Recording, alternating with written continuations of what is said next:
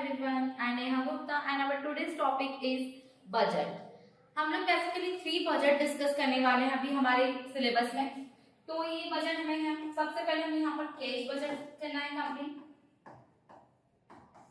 ठीक है, cash budget का ये फॉर्मेट आप लोग देख पा रहे हैं। तो अभी हम लोग कैश बजट के फॉर्मेट पर भी आते हैं, बट इसके पहले मैं ये बता दूं कि हम लोग क्या क्या बजट यहाँ पर कवर करने वाले हैं।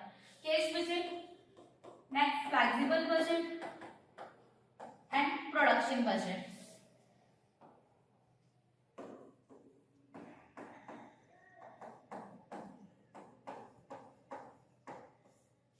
बेसिकली हमें 3 बजट यहाँ पर अभी कवर करने हैं, cash, flexible and production budget. अभी हम लोग आएंगे सीधे कैश बजट के फॉर्मेट पर। तो पहले हम लोग फॉर्मेट डिस्कस कर लेते हैं, देन उसके बाद हम लोग कैश बजट का क्वेश्चन स्टार्ट करते हैं। सो सबसे पहले आपको यहाँ पर फॉर्मेट ऑफ कैश बजट दे रखा है, जिसमें आपको हमेशा कुछ 2 या 3 मंथ के लिए बनाने के लिए कहा जाएगा। ये आपको हो सकता है 1 मंथ के लिए बनाने के लिए या 2 मंथ के लिए, 3 मंथ के लिए।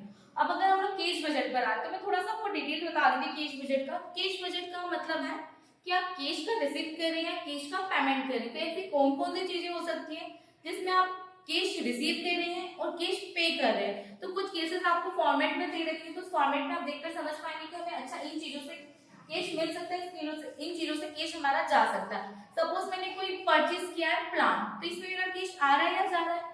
तो बेसिकली मैं कोई चीज परचेज कर रही, दैट मींस कैश मेरे पास से जा रहा है, तो ये कहाँ चले जाएगा, मेरे पेमेंट्स में। अगर मैंने किसी को कोई चीज सेल की है, दैट मींस हम लोग सेल कर रहे हैं, सेल करने पर हमें पैसा मिलेगा, दैट मींस ये हमारी क्या हो गई है, कैश रिसिप्ट हो गई है। तो अब हम लोग फॉर्मेट पर आते हैं। तो सबसे पहले आपको सेंटर में मेंशन करना है कैश बजट। आपको फॉर्मेट ऑफ कैश बजट नहीं लिखना है, सिर्फ आपको लिखना है cash budget. Then for the period between, अब आप किस मंथ से किस मंथ तक का बना रहे हैं, किस ईयर से किस ईयर तक का बना रहे हैं, सिर्फ आपको यहाँ पर इतनी ही डिटेल मेंशन करनी है। जैसे यहाँ पर दे रखा है अप्रैल, मई एंड जून, तो यहाँ पर for the period between April to June. ठीक है, नेक्स्ट हमारे फॉर्मेट में सबसे पहले आपको दे रखा है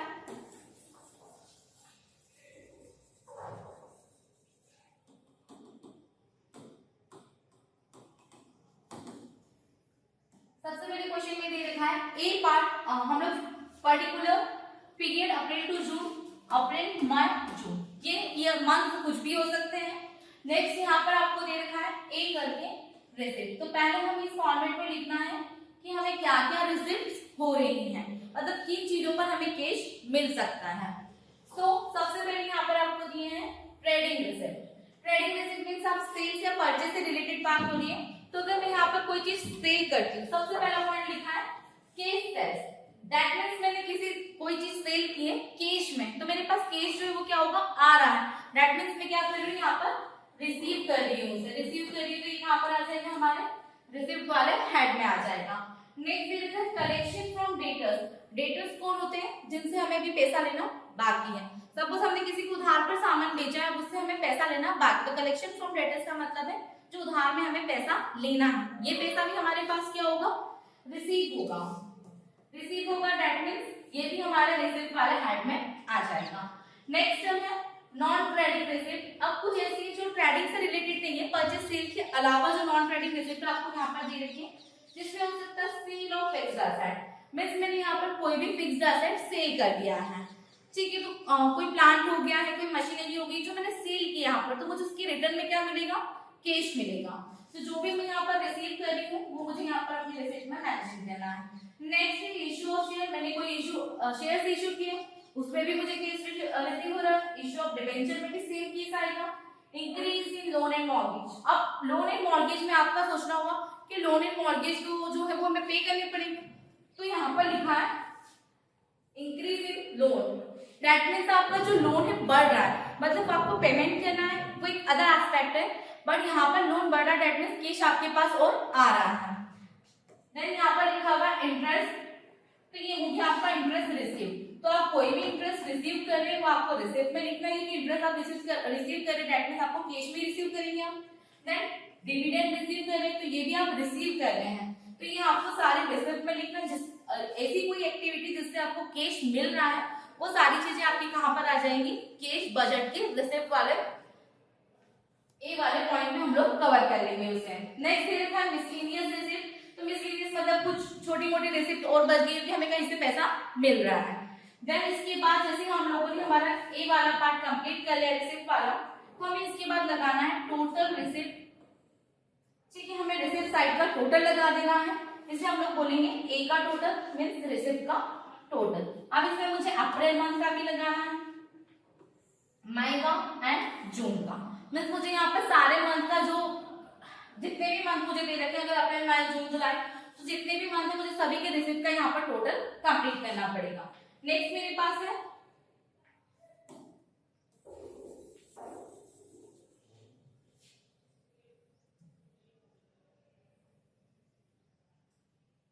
हम लोग रिसिप्ट वाले पे पूरे हेड पर बात कर चुके हैं। अब हमारा बी वाला हेड यहाँ पर जो दे रखा है वो है पेमेंट वाला हेड।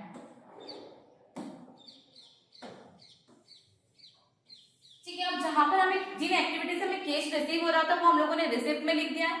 अब जिन एक्टिविटी से हमारा पैसा जा रहा है उसे हम लोग कहाँ लिखेंगे, पेमेंट वाले हेड में। तो यहाँ पर भी दो इफेक्ट, एक ट्रेडिंग पेमेंट दे रखा है और एक नॉन ट्रेडिंग पेमेंट दे रखा है। तो ट्रेडिंग पेमेंट में हमारा क्या आ जाएगा कि हम लोगों ने कोई भी कैश परचेज किया, मतलब हम लोगों ने जाकर पैसे दे लिए, कोई चीज परचेज कर ली, तो ये हमने क्या किया, किसी भी चीज को परचेज करने के लिए पैसे पे किए, तो हमारा क्या हो गया है, पेमेंट हो गया। और पेमेंट हो गया तो हमारे पेमेंट वाला हेड में ये आ जाएगा। नेक्स्ट है पेमेंट टू क्रेडिटर्स। अब क्रेडिटर्स कौन है, क्रेडिटर्स वो पर्सन जिससे हम लोगों ने उधार में सामान लिया था। अब सपोज मैं किसी से उधार में सामान परचेज कर रही हूँ तो मुझे आगे जाकर उससे पैसे पे करने हैं, तो ये भी क्या हो गया मेरा पेमेंट। लेबर कॉस्ट, मैंने कोई लेबर को कॉस्ट पे किया है, वो भी क्या है, पेमेंट है। फैक्ट्री ओवरहेड, यहाँ पर फैक्ट्री से रिलेटेड जितने भी एक्सपेंसेस मुझे हो रहे हैं वो भी सारे क्या है, पेमेंट एक्सपेंसेस है ना, तो मुझे पेमेंट इसका करना पड़ेगा। नेक्स्ट तरीके सेलिंग एंड डिस्ट्रीब्यूशन एक्सपेंसेस, कुछ भी मुझे ट्रांसपोर्टेशन वगैरह का खर्चा हो रहा है, तो यहाँ पर मैं कोई भी चीज सेल कर रही हूँ, डिस्ट्रीब्यूट कर रही हूँ, तो उसको जितने भी एक्सपेंसेस मुझे लग रहे हैं वो यहाँ पर मुझे पेमेंट में रिकॉर्ड करने। अब आते हैं नॉन ट्रेडिंग पेमेंट, जिसमें इंटरेस्ट लिखा हुआ है एंड डिविडेंड लिखा हुआ है। ये इंटरेस्ट और डिविडेंड रिसिप्ट में भी लिखा हुआ था, तो वहां पर इंटरेस्ट और डिविडेंड का मतलब था रिसिप्ट। रिसिप्ट जो आपको हो रहे हैं, जो भी इंटरेस्ट या डिविडेंड आपको रिसीव हो रहे हैं वहां पर रिकॉर्ड करने, एंड जो भी इंटरेस्ट एंड डिविडेंड आप पे कर रहे हैं ये आपको पेमेंट में रिकॉर्ड करना है। नेक्स्ट हम दे रखा है टैक्सेशन, तो आप टैक्स भी पे करते हैं तो ये पेमेंट के हेड में आ जाएगा। परचेज ऑफ असेट, सपोज हमने कोई असेट परचेज किए हैं तो आप असेट परचेज करें तो उसके रिटर्न में आप पैसे पे करेंगे। नेक्स्ट मिसलेनियस पेमेंट, कुछ और छोटे मोटे खर्चे आपके बच गए वो सारे आपके मिसलेनियस पेमेंट्स में आ जाएंगे।